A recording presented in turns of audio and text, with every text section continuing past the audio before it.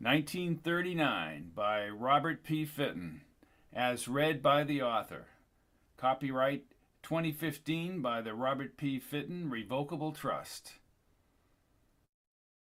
Time capsule of the Kupoloi deposited on the site of the New York World's Fair on September 23, 1938, by the Westinghouse Electric and Manufacturing Company. If anyone should come upon this capsule before the year 6939, let him not wantonly disturb it, for to do so would be to deprive the people of that era of the legacy they have left them. Cherish it, therefore, in a safe place. All the days of my appointed time will I wait till my change come. Thou shalt call, and I will answer thee. Job 14, verse 5. The book of record of the time capsule. It is difficult to say what is impossible, for the dream of yesterday is the hope of today and the reality of tomorrow. Dr. Robert Goddard.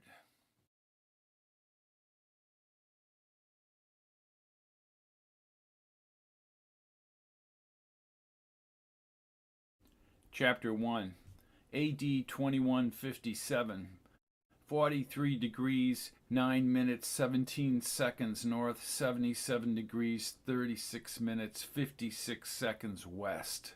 Mariah wanted to kill herself, and Andy was helpless to stop her. The monkeys had not yet decreed that she be eliminated from the citizenry. No one ever saw the monkeys because they were pure thought, post-biological life forms within the cloud. Human progress had produced the beginnings of post-biological intelligence hundreds of years ago. That intelligence now charted the most appropriate lives for their creators. Andy found it difficult to refer to them as the Seraph. They were more like renegade monkeys on the loose through the jungle. He wore his silver fighting suit as he maneuvered his illuminated capsule 5 meters above the snowy city street. This city, once called Rochester, New York in another time, displayed on his panel as Earth coordinates 43,917 north by 77,3656 west.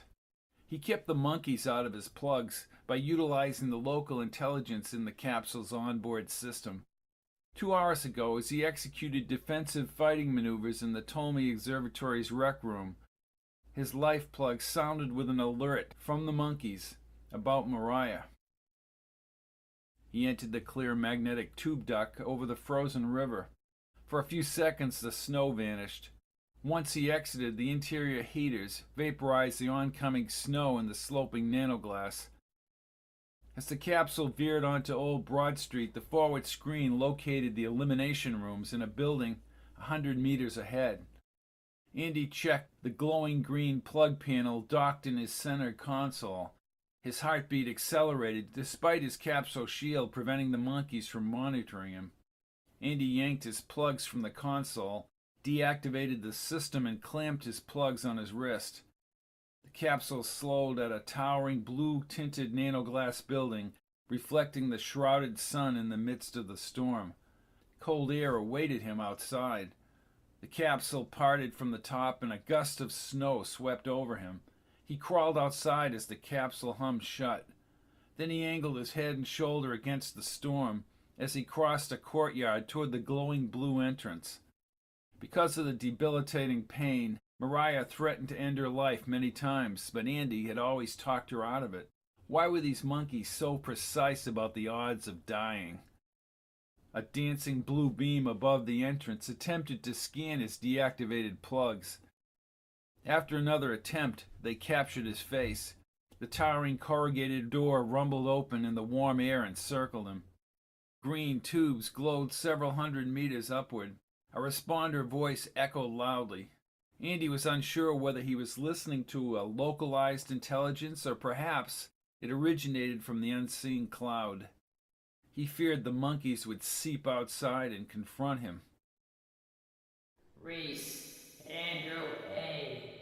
Social identity 1465 9235 0897. He placed his hands on his hips and looked skyward. Where's my sister? The responder formed an indefinite hazy green-blue glow above him. This responder spoke with an intimidating voice.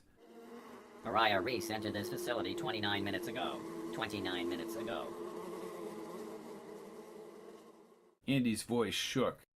Is she still alive? I wish to take her to my silo. Her disease is not life-threatening. Any citizen may enter an elimination room and be treated. Treated? Maybe someday we'll have countries again and start passing laws instead of submitting to what the Seraph want. Now where is she? Morally, your questions hold no credence. Morally? What do you know about morals? You aren't even human. Brilliant orange lace fields instantly swiveled like a snake 3 or 4 meters above him. Although the monkeys could not survive outside the cloud for extended periods of time, their presence scared him. He backed toward the wall. I want my sister released. He cringed at the thought of the monkeys encapsulating his body. Suspension for days or weeks convinced citizens of proper behavior. Only once in his life, when he was 8 years old, did they pursue him. He had defied a court order not to swim in the lake. Freezing air surrounded him when the monkeys restrained him. It cost him 1 hour, with his body suspended above the beach. He no longer heard the responders. The monkeys had the ability to communicate suggestively. It was a matter of understanding or knowing what they wanted. Elimination room functionaries as well as clients are protected by the Seraph and subject to suspension if you are not Seraph correct. I want Mariah released. You challenge the Seraph?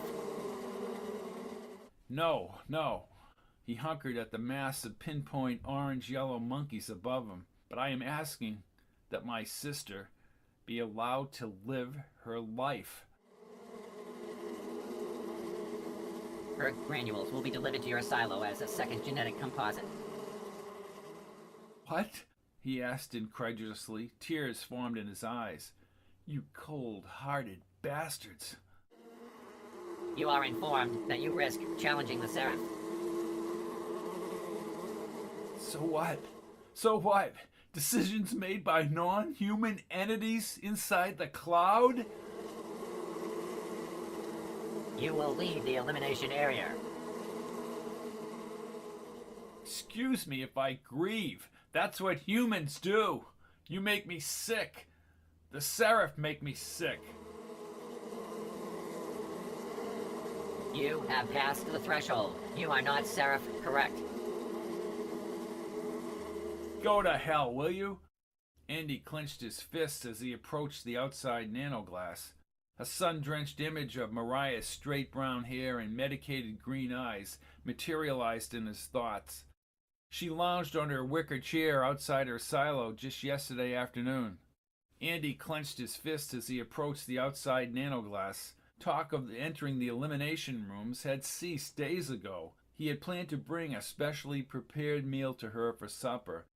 But then he received a call from Sonia Margolis at the Ptolemy Institute to the south. High-energy readings from Jupiter required his presence at work. He spent all night dealing with the odd energy fluctuations. When he awoke, he decided to work out. Now Mariah was dead because he had gone to work. I loved my sister. Don't you understand that?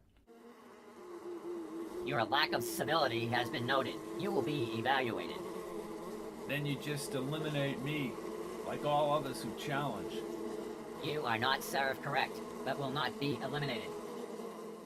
Andy's anger mixed with sadness as he pictured Mariah's verdant eyes in the sunshine.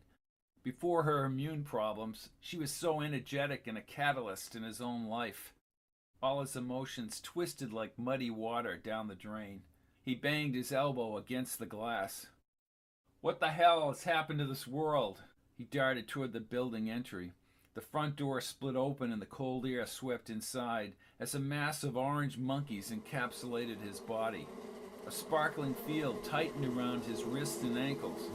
He should never have challenged them. Disruption of elimination clinics is forbidden. Andy struggled at first as they slowly suspended him above the sidewalk. The coldness stung his glazed eyes and sweaty skin. You're suspending me because you just killed my sister. 6 months suspension. The yellow-line energy particles blocked the outside world. He sensed a fleeting euphoria when they punished him at the lake, but now he had upset the monkeys really bad. An all-pervasive force of electrical impulses oozed from the cloud into the real world like poison dumped into clean water. A field vault now totally encompassed him within the bright light. Seconds later, he was in a light sleep and then he went out.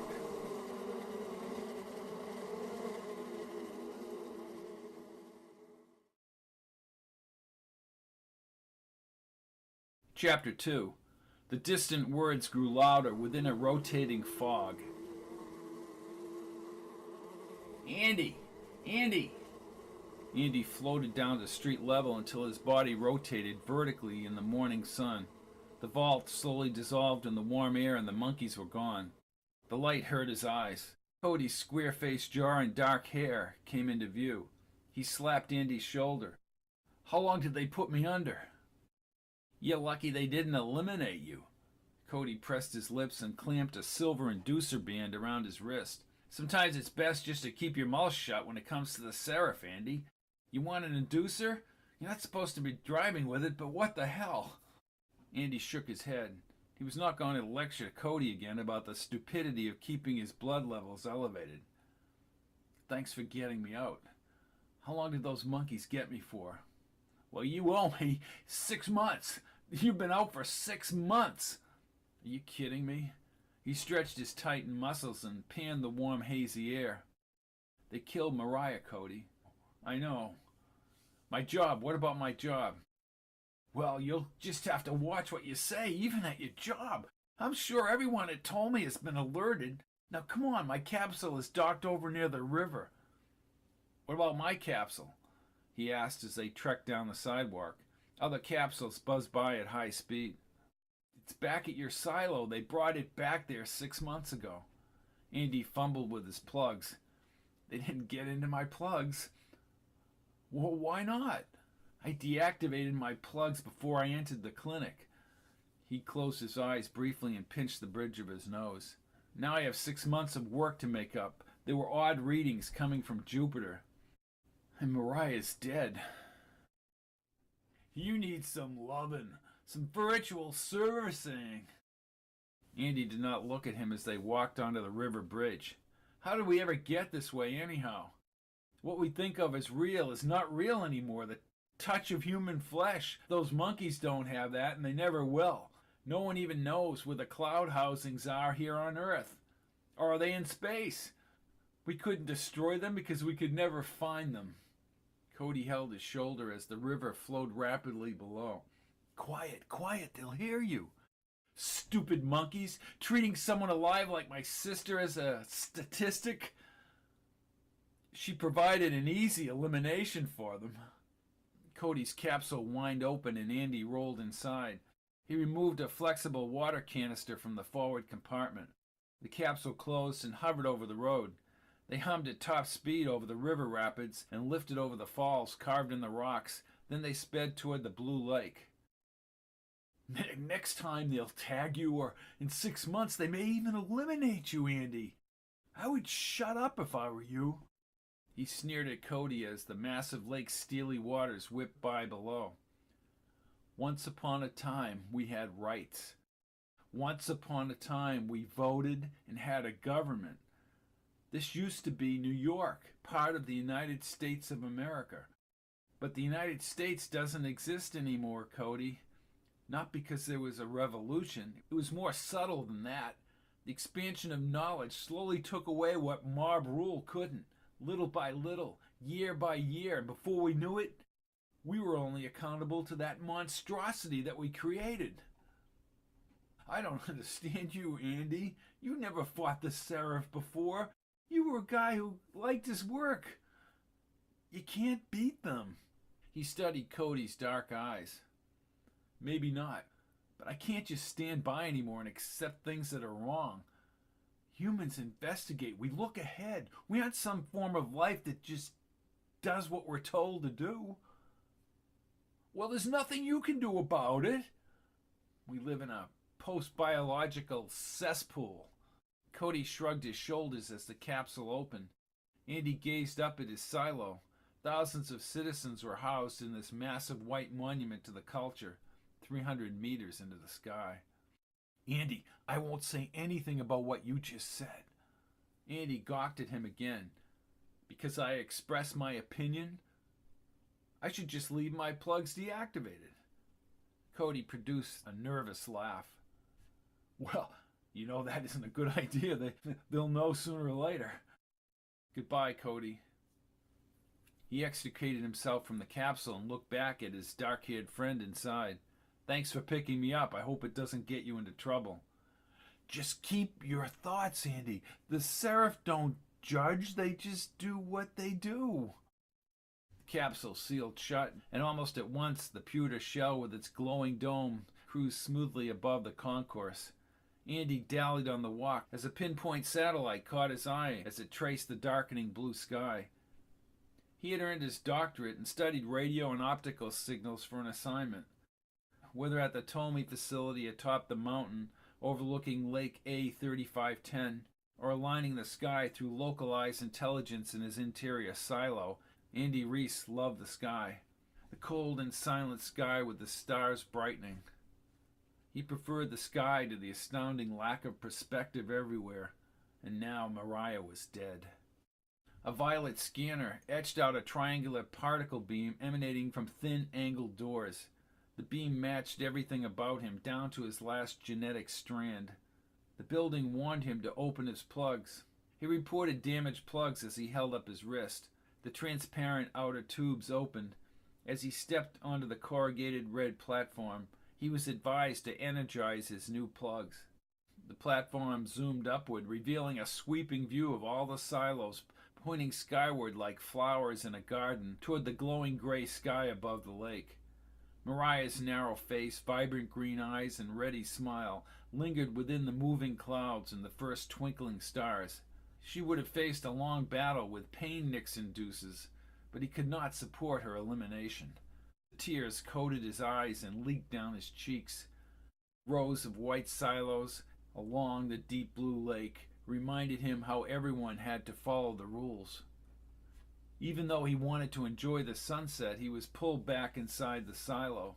Every silo had a bold scent designed to mimic the real world. He sensed forward motion along a series of thin, blue-hued mirrors. The lack of orientation bred a loneliness that almost made him wish to challenge the monkeys just to have contact with the outside world. With a sudden push, a tube designated 15-2 spread open diagonally, and he simply walked into his foyer. A blue identity beam surrounded him. Once more he was warned to fix his plugs. The inner door unzipped like a torn thread. The interior illumination brightened. He picked up the glowing red controller off the nanoglass coffee table and opened his sleeping quarters in the far wall. The localized field spoke to him, but he now knew his every action was possibly available to the monkeys. Room temperature 72 degrees, Andy. Is that acceptable? That's about the only thing that's acceptable, he said as he eyed his sleeping quarters. I'm 6 months behind in my work now. My sister is dead. Link me into Tomei, and then I want to absorb the quadrant through the tower receptors. System is executing. Get some windows in here. Put me on the ocean. I need to feel real again. The outside walls formed paned windows that soon brightened into a wide blue ocean spread. Andy kicked off his shoes and stared at the tall white dunes and the long beach. Where the hell is that? This is a live view of what was once called Cape Cod. Pretty, he said as he turned to his desk in the brightening screen above. What's going on with the quadrant absorption? There is a problem with the Seraph screening your actions. Andy squinted and felt his hatred of the monkeys form in his gut. Just override it. You may face charges if you challenge them. Andy rolled his eyes and spun around in his chair. You are cleared. Wonderful. He slid the chair across the floor and opened his stainless steel food containment and squeezed a large foil nutrient juice pack. Across the room, the wide wall monitor glowed blue with the Ptolemy data.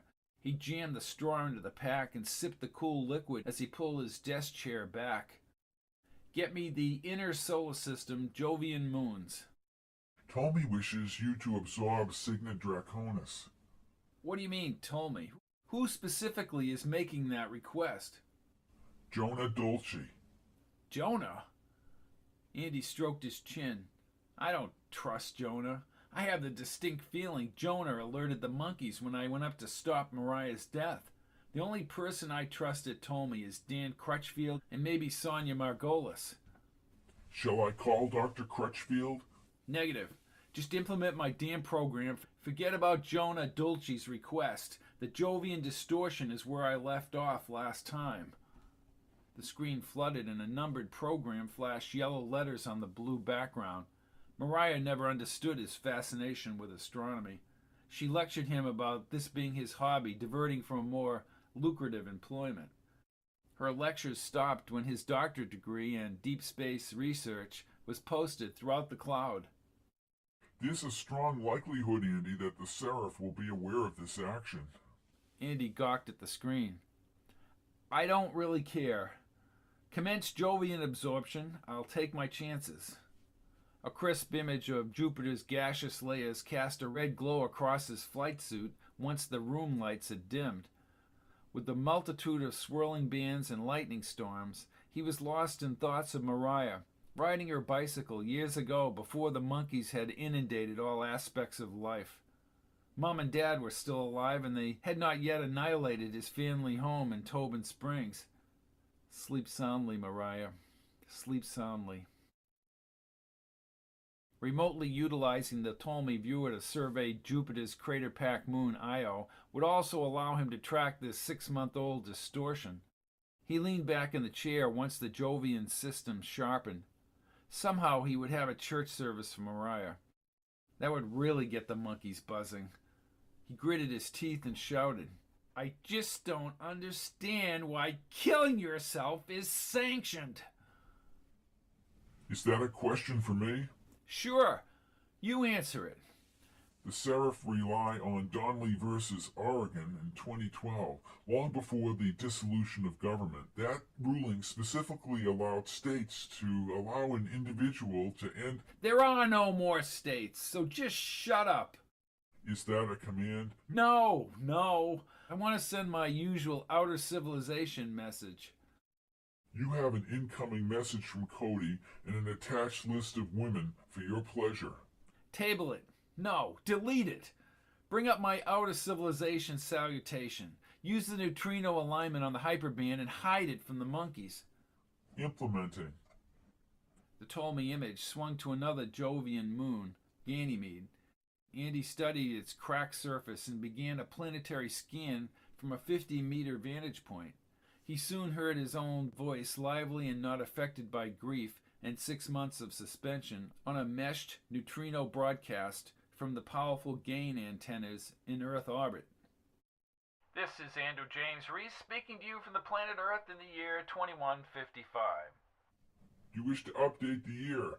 Asked the screen. Sure, why not?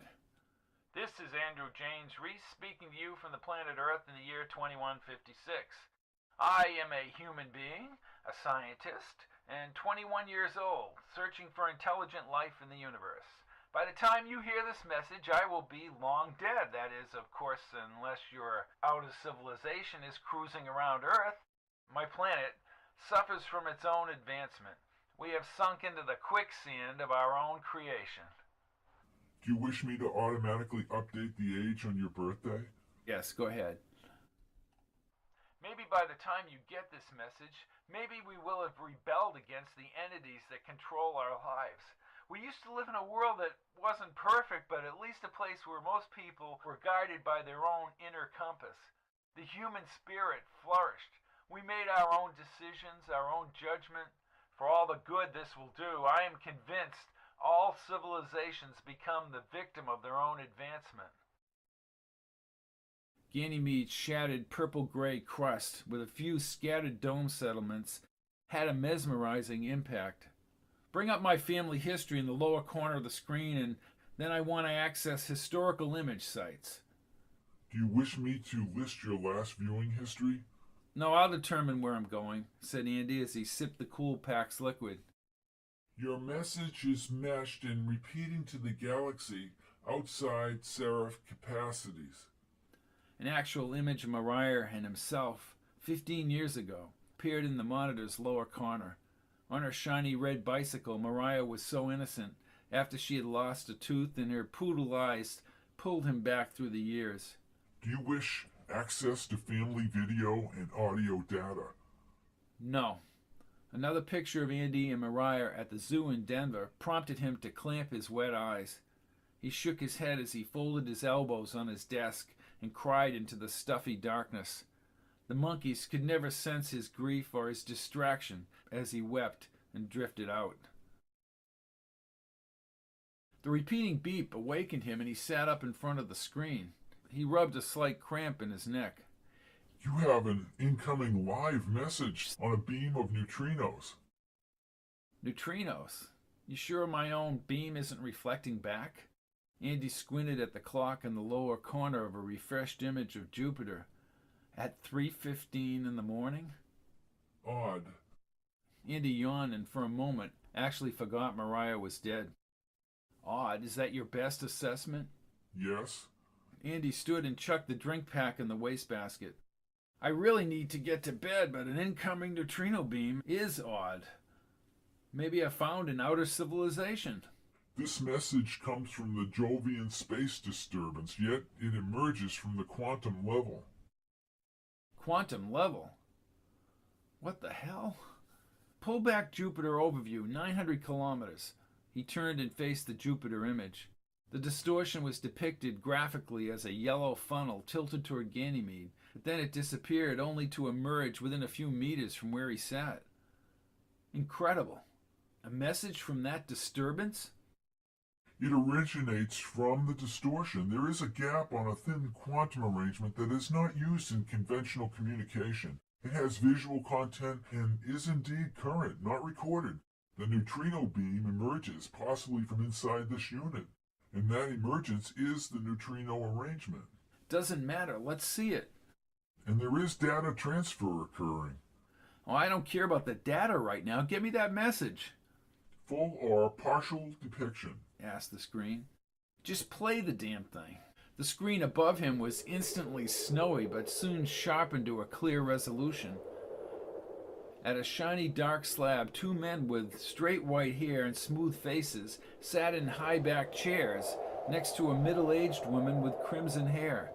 They were clad in pale green, smooth cloaks and placed within gray marble columns surrounding an elongated open window. Craggy mountain peaks were backdropped by a magenta sky layered with swift-moving dark clouds. A tubular metal cylinder was placed on a pedestal next to the window. In the center, the man with a thin bronze face spoke English with a strange accent. We are the Enclave, and we wanted to contact you directly, Reese. You have not sent your outer civilization message for some time. Well, I was suspended by the Seraph, for 6 months. That is most unfortunate. We are aware of your work with Ptolemy. Who are you? The old man continued. The signal wavered like an old-style microwave transmission. I am Kalaya.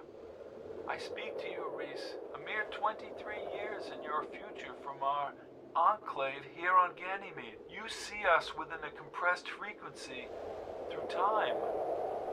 Well, such a signal is not possible. Why this charade? The screen interrupted him. The signal is emerging through a quantum distortion and a neutrino beam directed through to you. This is real. I see. said Andy, and he looked back at the old man. Why are you calling me? My name is Ibaraya, And your signal is vital to us. said the woman. I sent an outer civilization message. That's my job. A rotund man in a satin green robe spoke next. I am Mahimites, and there's nothing left here. What do you mean there's nothing left? Andy fell back in the chair and stared at the fleeting gray clouds. You are from my future? Kalaya faced the others before turning back to Andy. The Seraph are eliminating all humans. Earth is devoid of humans, except those humans inhabited by the Seraph. At the present time, the Seraph are eliminating all humans. Earth is devoid of humans, except those humans inhabited by the Seraph. We all hide in the Ganymede Enclave, away from the Earth and away from the Seraph. What do you want? Asked Andy. Kalaya's bushy white brows slowly rose. We cherish the values of the past, before the great advancement. The signal wavered and then returned to snow. Get it back, yelled Andy to the screen.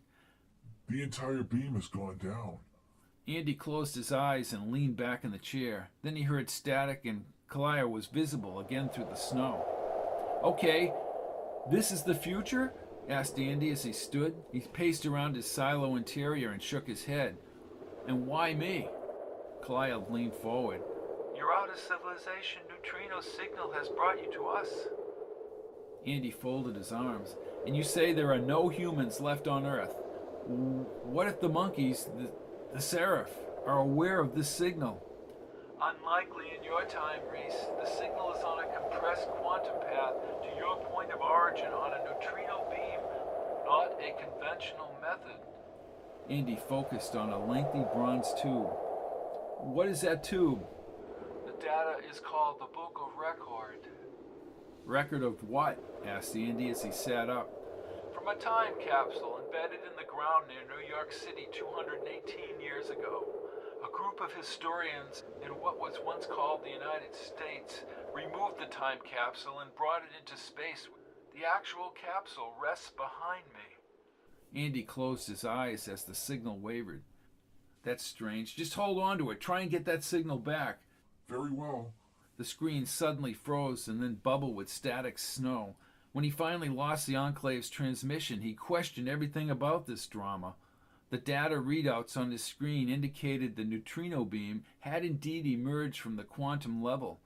Andy shook his head as he waited for them to return. He leaned forward on his elbows and closed his eyes. Just a few years from now, the monkeys had eliminated the very humans who created their existence. As he drifted back to sleep within the crackling signal, he wondered if the monkeys would track the thin neutrino beam that had emerged from the subatomic realm. Andy? The screen called. He blinked and then rubbed his eyes. The silos were coated with orange in the early morning sunshine, and the lake had darkened to a deep blue. Andy, the neutrino beam is flowing again. Andy slowly sat up. The Enclave? Possible. Andy rolled the chair across the room and retrieved a cup of coffee from the processor. He lifted the black cup, sipped the hot coffee, and returned to the screen. How long was I asleep? 4 hours and 22 minutes. Keep trying to capture that neutrino beam. How long can they hide in the future is the question. Sooner or later, they'll be eliminated. He was afraid to input in anything about the Jovian system, lest the monkeys link his activity with the signal. A loud beep sounded as he swigged his coffee. The screen dissolved from snow to men and women at the thick black table on Ganymede. We apologize, Reese. A scare. Possible Seraph intrusion here. We cannot take the chance and we shut down our signal to you. I totally understand, but I don't know about this great advancement and how that relates to humans and the Seraph of the future. The Seraph will very soon locate, possess, and destroy us here. The odds do not favor our enclaves. I figured as much. We need your help. My help? How can I help you? Maravite spoke over his bulging eyes. Your message, you understand what we understand. The essence of true humanity involves dealing with our own fallibility and our own imperfection. The Seraph evolved even worse 20 years from now. more sophisticated and powerful. Monstrous, barked Marhavitz. Kalaya stood and placed both his hands on the shiny surface. Humanity is nearly non-existent in the solar system. You need to go back before it all began, Reese, and alter the great advancement. Andy grinned. I'm sorry, I'm having trouble understanding any of this. You just lost your sister. The rite of elimination had begun. We know your future because it is history to us. You will live another 8 years, but you will be suspended for the rest of your life because you challenged the Seraph. The elimination of humanity has begun in your time, and no one really knows it. I understand what's happening. It's not a pleasant thought. The signal faded to snow again. Damn, get it back! Andy clamped his fist and closed his eyes. They knew about Mariah. Get them back! This is unbelievable! I just don't want the monkeys to monitor this. You do risk that. The signal crackled and the 3 human forms again appeared on a distorted image. The image sharpened. Can you see us, Reese? Asked the old man. Yes, I see you. Andy leaned toward the screen. I don't understand this, and why do you want me back in time? Extrapolations can highlight certain people and events back in time. We have reason to think that you can regroup human history and prevent the triumph of human creation over humanity. Change history? How? Maravitz cleared his throat. Restore a simple human responsibility. We believe that we can extrapolate an alternate history. There are a number of important evolving themes before your time, Reese, which, if altered, may salvage the hope of humanity. Whether such a change is permanent is a matter of debate, even among us. Andy stood with a smile stuck to his face. How can you transport me back in time? Gathering a neutrino beam in a higher open area at a prearranged time, as we have locked on your signal now. But we cannot have interference with the ATOS, the time passageway. Your receptor tower at Ptolemy uses many methods of tracking extrasolar planets. Well, we use a Doppler change in spectral line, also a visual tracking method to gauge your planet's transit over a star, as well as variations in the actual planets. Waves can naturally be gathered back to form a spiral tunnel. We can gather you backward through the ATOS. We have awaited such an opportunity. Well, why don't you do it? The Seraph here will find us as soon as we create the ATOS. Said Marhavitz. Do you understand? Your receptor tower is 400 meters high, away from interference, and the ATOS will be linked to your neutrino signal. Zipporah's face tightened. Your neutrino beacon will actually be part of the ATOS. I can do that if the monkeys don't stop me first. Zipporah extended her arms outward. You will need a breathing supply. Your journey back will be completed within a 2-hour relative time period. I would think I will be exposed to radiation within all that power. All wave frequencies of the spectrum form on the outside of the ATOS tunnel, said Kalaya. The inside is inert. How? How can you do this? We are able to create negative matter. It is possible to accelerate that negative matter, ripping the fabric of time to form a winding passageway, the ATOS, back to the destination. Hopefully the Seraph will not learn this knowledge. I don't see how creating a time passage is possible. Does it matter whether you understand or not?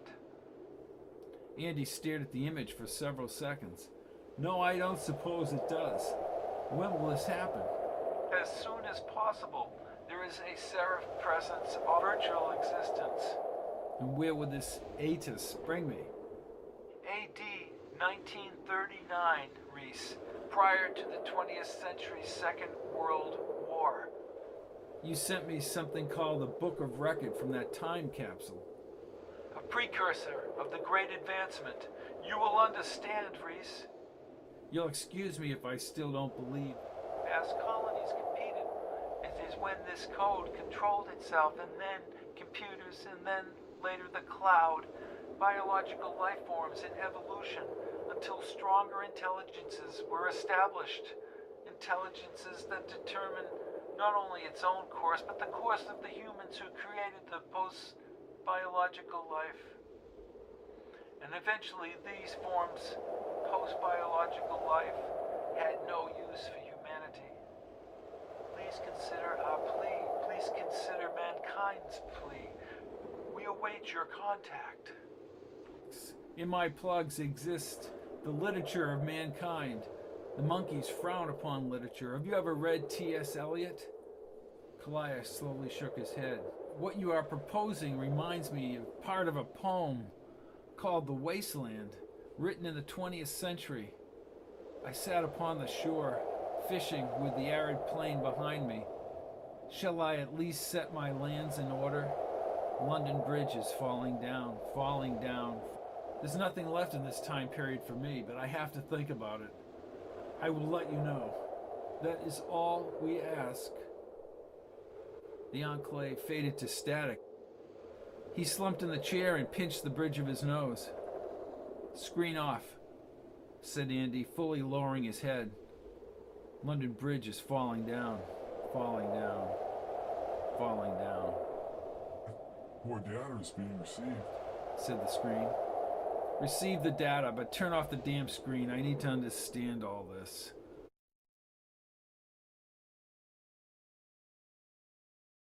Chapter 3. The snow-laced fields gently rolled with the landscape toward the lake's wind-blown, icy surface. Dan Crutchfield did not respond to Andy's message about heading south to Tolmie. Andy's capsule hummed gently, stirring the snow down the rural road. The monkeys had not bothered the farmers because they deemed food necessary.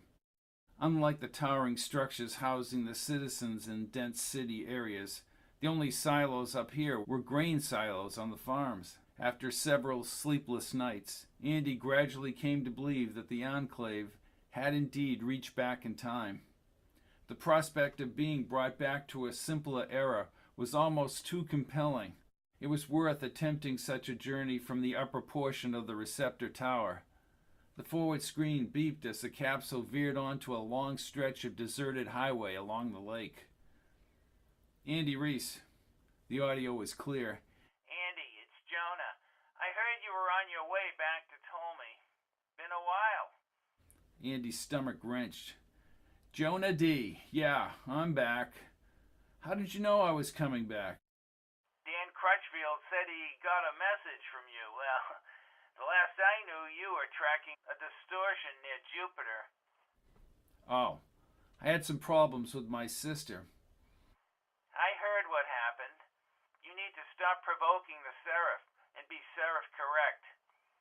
He realized he was clenching his fist. Jonah always ingratiated himself to his superiors and to the Seraph. Having him in the midst of the Jovian signal was not a good thing. I'll see you when I get to the observatory. And Andy cut the signal and manually steered the capsule toward the lake. He sped at a 5-meter height above the lake. The ice passing below reminded him of a journey back through time. During the past few days, he had studied the Enclave's data transfers from a period almost 220 years in the past. Atomic bombs ended the Second World War, and earlier the British population was pummeled by German V-2 rockets. As a child, during his educational indoctrination, the rise of fascism across Europe and the spread of the Japanese imperialism did not interest him, but last night, the images of the demonic Adolf Hitler and his convulsing speeches to the prodigious swastika-waving crowds rattled him. The magnetic hold of Hitler and the brutality of the Nazis convinced him that Hitler might be the pivotal individual. In 1939, Hitler's blitzkrieg demolished Poland. 60 million people perished in World War II. Those who died changed the future.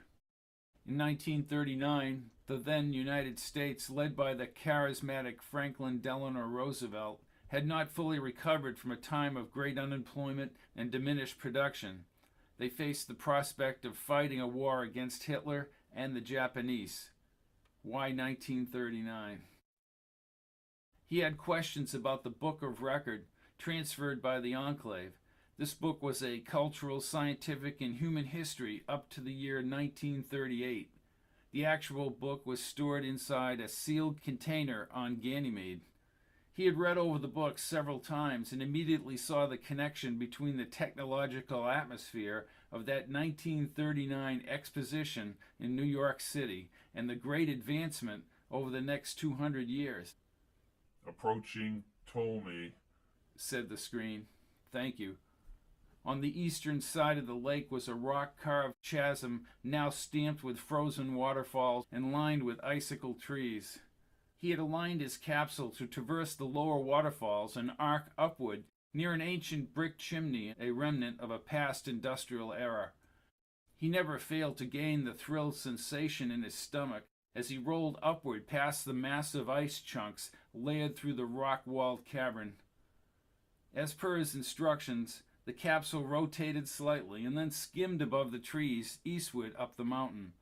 Then he swung back over the sculptured gorge and the panoramic lake. He veered toward the receptor tower's glowing white disk atop a thin shaft a full kilometer above the valley. The archaic glass telescopes back in the observatory had been replaced by the high-gain receptors, allowing a complete absorption of the energy spectrum and a high resolution of the solar system and deep space images. The capsule decelerated above a clearing with protruding white domes connected to an extended brick and glass building. He docked his capsule at the building's chrome side portal tube. Again, he pondered the Enclave's offer. The Enclave members had a sincerity combined with a sense of urgency that captivated his imagination. As he stepped into the docking tunnel, he tried to visualize the radically different past epoch of 1939. With his orange backpack over his shoulder, he moved swiftly to the inner door, where a violet beam swept over his body. The metal door opened and he entered a vinyl-tiled corridor built centuries ago. Along the hall were a number of offices and a display of a spectrometer used to detect star spectral shifts for exoplanets almost 200 years ago. Andy acknowledged a few of the resident instructors and sky absorbers as he passed. Sonia Margolis spotted him as she walked down the hall. She was a cute little blonde with bright blue eyes and a funny giggle, yet her work in astrophysics was brilliant. He always thought she was fonder of him than just work. She gently hugged him as he approached. "Hi, Andy. Glad to see you back. Sorry about your sister." "Thanks. I have backlogs dating back 6 months." "Well, I've kept your chair warm up in the tower. Anything new up there?" "Funny you should ask. I located an Earth-like planet in the Corona Australis region, Alphica Meridiana. The unusual thing is the size of the planet, 4 times the diameter of Earth. The green bank receptors have confirmed it." "You're kidding. You have images?" "I do, but still no outer sieves." "Well, keep my chair warm, Sonia. I'm going down to see Daniel." "I will," she said, hugging him again. He tracked her petite form around the corner and then headed for Daniel's office about 15 meters on the right. The gray-bearded Daniel, clad in a brown checkered shirt and jeans, opened his dark eyes wide and stood. "Andy, my God, you made it!" "How are things here on Mount Olympus?" "Well, they've selected the deep space teams. I thought you were rated at the top for that, but your time away and..." Andy adjusted his backpack and nodded. "I had no choice in what I did for my sister." "I'm sorry about your sister. I fear the world is coming apart at the seams." "No question about it." "Why did you talk to Jonah Dulce about my coming back to Ptolemy?" He stroked his gray mustache and shook his head. "No, I didn't speak with Jonah." "Well, damn, he's broke into my communications." "Well, be careful. Careful what you say about the Seraph." "Daniel, there's something else going on here, something incredible." Andy removed a pen from Daniel's desk and wrote in black ink on a piece of white paper. "Meet me at the top bridge in the gorge tomorrow morning at 9. The gorge provides a natural blocking and will be a kilometer away from any Seraph receptors." "Well, I see. I will." Andy strayed to the window. An orange-hued ice covered the lake and extended northward along the uplifted snow-packed fields and the forest to the west. His heart pounded against his ribs. For several minutes he fixated on the sun popping in and out of the thin western clouds. As he turned, the scrawny Jonah, in his white observation suit, barged in from the hall. "I see that the prodigal son has returned to visit his deep space guru." "You draw too many conclusions, Jonah," said Daniel from his office chair. Andy crumpled up his note and left it inside his clenched fist. "Just what are you up to, Andy? Something isn't right." "You had best to know your place, Jonah," said Daniel as he stood. "For someone nearing the obligatory secession, Dr. Crutchfield, you might temper your criticism of someone who might soon be your superior." "Get out of my office, Jonah." Jonah focused his elongated blue eyes on Andy. "In light of your suspension, my friend, I would watch my activities outside of Ptolemy. Not Seraph, correct?" "Shut up. You conformist. When have you ever questioned anything?" "After repeated suspension is elimination, my friend." Jonah spun around and the sound of his boots hitting the vinyl tiles slowly faded down the corridor. Andy approached his old friend as he whispered, "He knows." "Knows what?"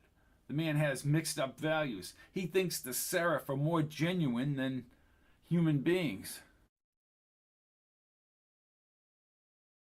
Chapter 4.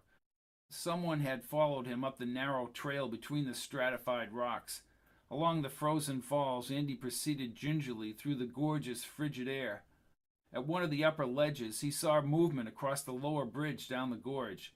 He removed a pair of mags. Jonah and 3 other men vanished behind the adjacent ledge. Damn! He tucked the mags back in his pack and trotted faster. With Jonah and his friends not too far behind, he would need to leave the trail. He sprinted into the shadowed crevice at the bend and scampered up the jutting rocks. When he was about 5 meters above the trail, he wedged himself between the ice-coated ledge. At first he heard grinding in the dirt on the lower rocks. Jonah's scraggly blonde hair was visible for an instant.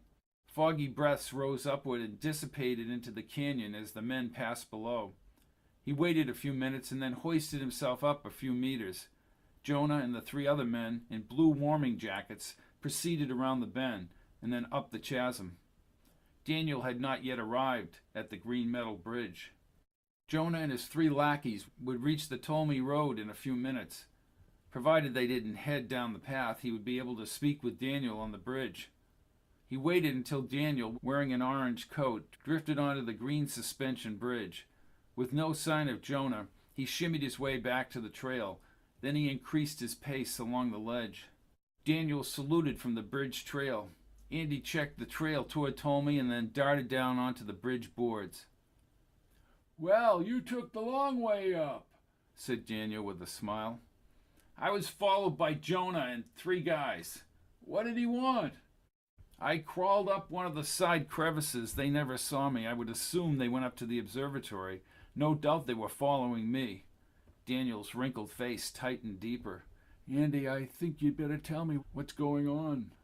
Andy peered over the frozen waterfalls and the myriad of tiny streams meandering out of the ice and onto the rocks. The sun had pierced the pines and brightened the rock layers. He continued to stare as he spoke. "Have you studied the disturbances around Jupiter?" "Most confusing. No one can figure out why a moon on Jupiter would be the focus of such energy distortion. Then again, no one has checked it in some time." "You will never be able to know because it's a compressed frequency through time and directed on a neutrino beam at my screen up in the silo." "Compressed frequencies are only at the quantum level and consist of coded signals, maybe over 3 or 4 seconds. I have heard signals over a few minutes. I am sure it is your own beam being bounced back to you." Andy turned in the sunlight and shielded his eyes. "I assure you, Daniel, this signal has come back 20 years from Ganymede." "That is quite impossible," said Daniel as he grabbed the rail with his gloves. "The monkeys of the future are about to wipe out humanity 20 years from now, and they can enter human bodies. There's a group of people hiding on Ganymede." He furrowed his brow. Andy, if you'll pardon me, but this is absolutely bizarre. Even if true, why would they contact you? My first question exactly. It's my neutrino beam.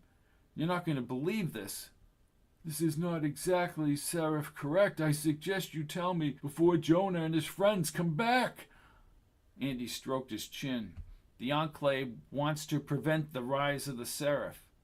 How? By going back in time. Andy, well, I half believe that such a quantum signal is possible over 20 years. Sending you back in time to prevent the serif is a little hard to grasp.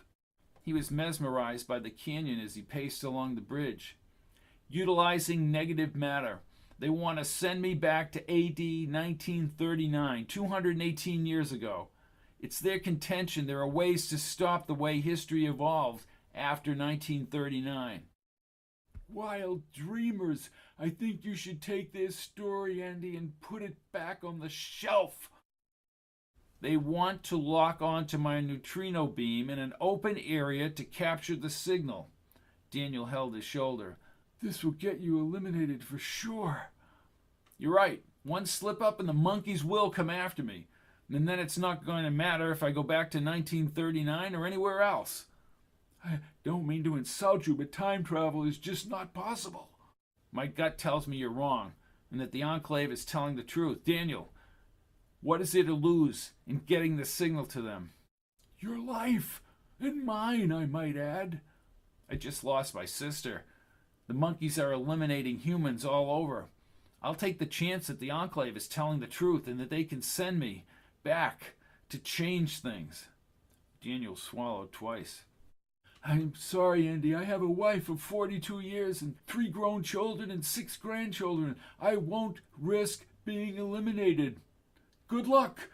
He turned and retreated across the bridge. Daniel! Daniel! Andy watched him traverse the trail and then turn back to the gorge. Daniel's blatant rejection left him alone and fearful of the monkeys. It was as if he, like the frozen ice in the chasm, was incapable of change. Trying to avoid the monkeys meant not accepting any incoming signals or cooperating with the Enclave in any way. As he continued across the bridge, the cold breeze from the lake blew against his face. His eyes watered, but not from the icy air, but from his being stymied by ignorance. Chapter 6.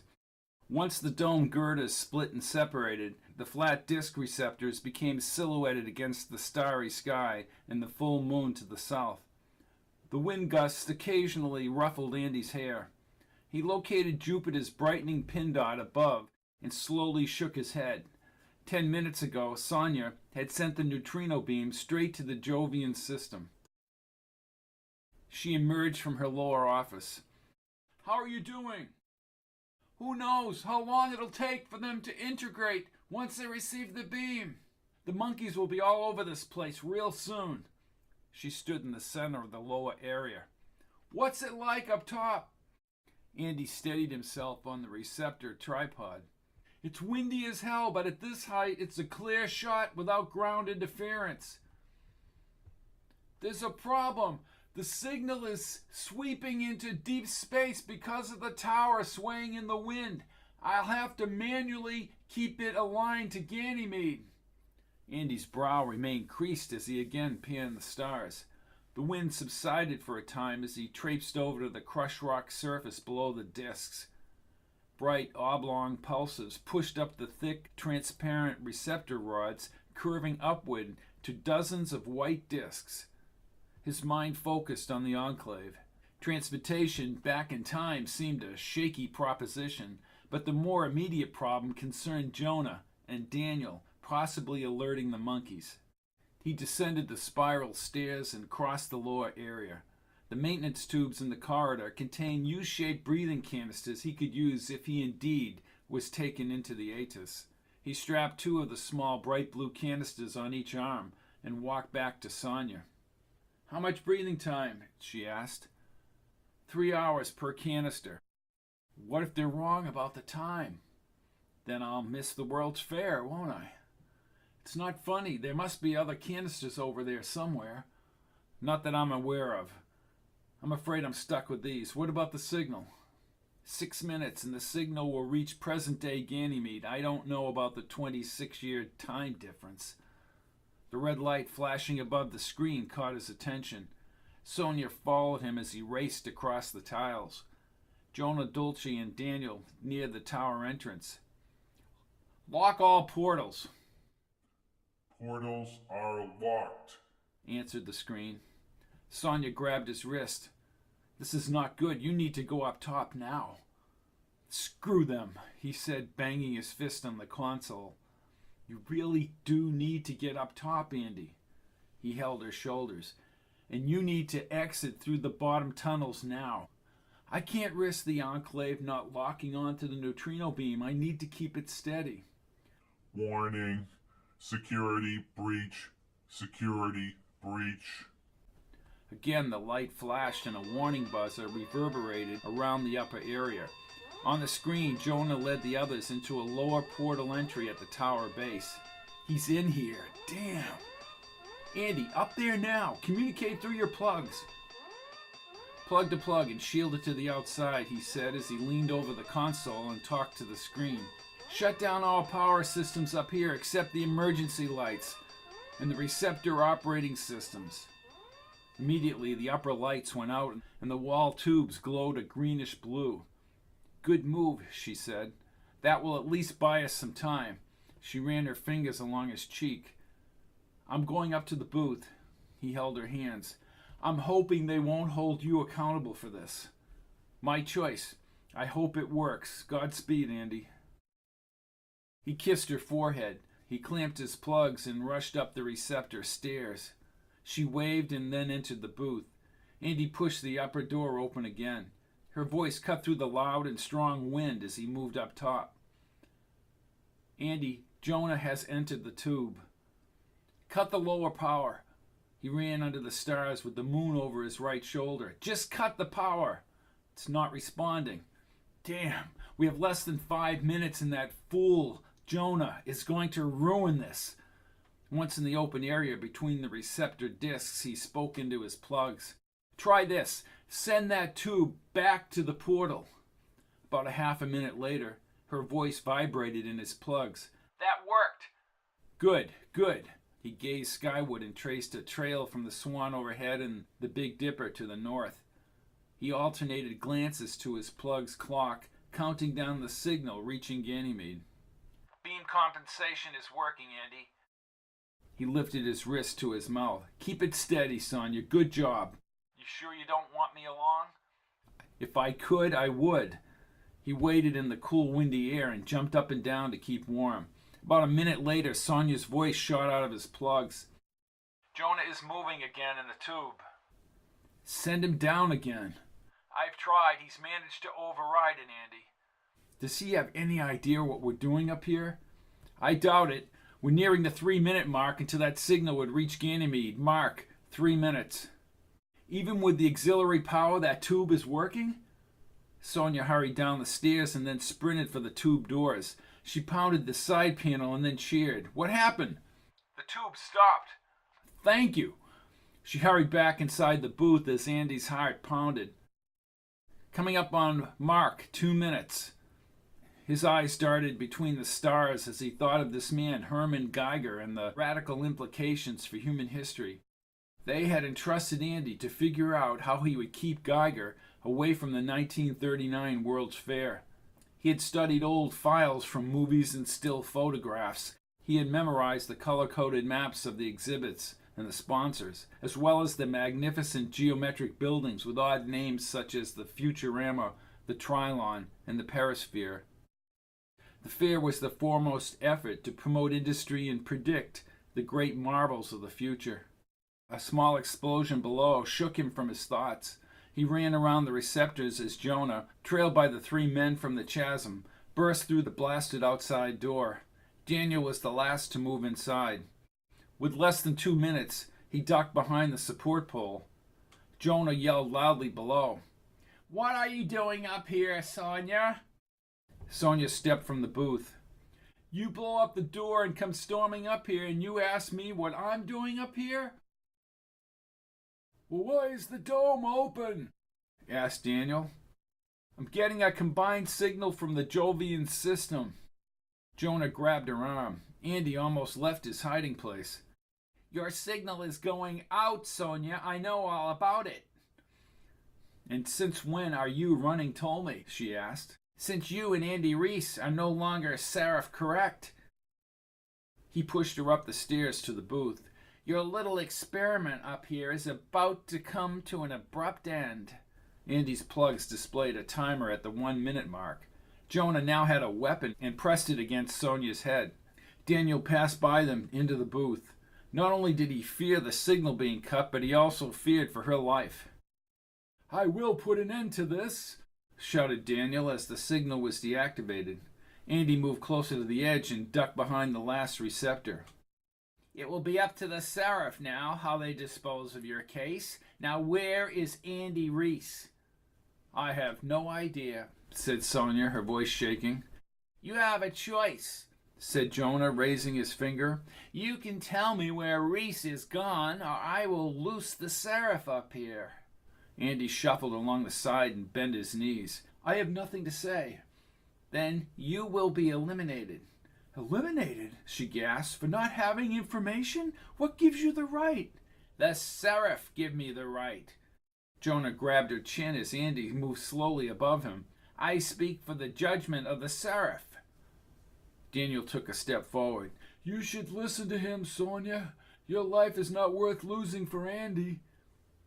Well, where is he, Sonia? Asked Jonah, still gripping her chin. She paused and sneered at Jonah. You can go to hell. Jonah pushed her to the ground. Summon the Seraph, Dr. Crutchfield. Daniel nodded and headed over to the screen.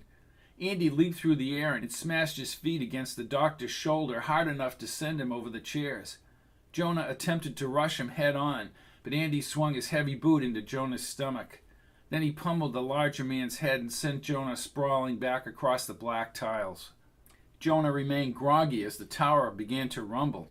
Andy steadied himself on the floor and then grabbed Sonia's hand as a pinpoint green glow in deep space intensified as it grew larger. It has to be the Atis. She clutched onto his arm. Andy, bring me with you. I don't know what they've calculated for mass and weight. We have no air. An elongated green glow streaked across the darkened sky. They'll kill me back here. You heard, Jonah. Jonah shook his head as he sat up. The light streak above him now was an aqua spiral tube expanding downward. Let me reactivate the signal and check the alignment. Then I'll look for more canisters. I'll keep an eye on Jonah and Daniel.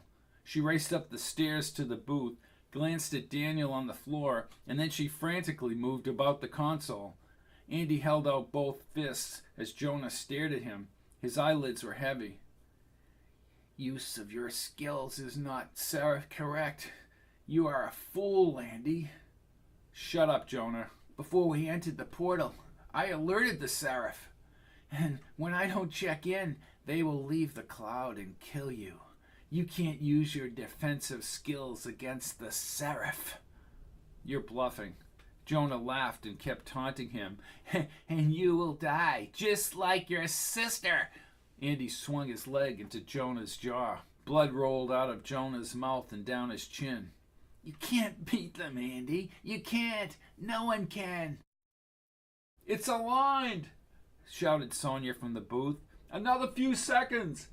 The tower shook violently and the brilliant blue glow encircled the receptors. A swirling tornado of light bent into the sky. What the hell is that? Asked Jonah.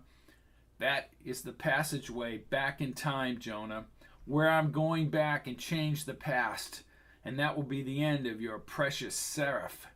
I'm having trouble holding this in place, Andy, said Sonia. The Atis behemoth slid from the tower and snapped into place. Andy climbed the stairs as the roar shook the receptors. He shielded his eyes in the blue haze as he shuffled across the gritty surface. The towering Atis nearly muted Jonah's yelling. With the Atis about 10 meters overhead, Andy, like a magnet to a piece of iron, clutched onto the receptor supports as he drifted upward. With no warning, the monkeys swept out of Sonia's screen. In the air above her, they formed an orange-red glow that extended to the center of the tower. The field soon formed a ring around Sonia, and the swarm of monkeys took her body upward. "Sonia! Sonia!" "It's all over, Andy," yelled Jonah. "You lose!" He gazed up the spiraling aqua passageway. Through the remaining sliver, he saw the monkeys flash, and Sonia faded from existence. "Killers! You killers!" The remaining monkeys floated from the booth and spread upward toward him, and then he could no longer grip the corrugated support. Almost instantaneously, his body spun and then catapulted into the Atis's rotating spring-like outer edges. He choked as the air dissipated. A burnt electrical smell permeated the area. In the weightless maelstrom, static electricity crawled over his body. He clawed at the air pack. Before he could release the air, his body rotated upward along a spiral rim hundreds of meters wide. The inner tumultuous rumble shook his body as he forced the pack into his mouth. He inhaled the clean air and closed his eyes to stop the dizziness. Like clashing cymbals and a kettle drum pounding, the overpowering rumble would not stop. He covered his ears as he twisted. The thought of the monkeys eliminating Sonia produced a burgeoning anger. Without her, the Atis never would have remained aligned over the tower. He opened his eyes. A tiny trail of orange beads formed a path several hundred meters below. How would the monkeys survive in here without the cloud, if it were the monkeys that were following him? Like electrical power waning during a violent thunderstorm, the green Atis light wavered to blue, and then periods of darkness ensued. An intense cannonade followed each time the outline of the Atis materialized. He covered his ears again. Nauseated, his arms and legs ached. Occasionally, orange streaks more visible in the dark would bob and weave down the Atis shaft. Something down there was following him. He pulled out the last air pack and quickly inserted the remaining fresh air mask onto his mouth. Soon he would be out of air. His velocity had climbed to a furious acceleration. The walls of the Atis flashed brighter, and then darkness pervaded the tunnel. Invading whatever existed only a few dozen meters behind him now seemed impossible.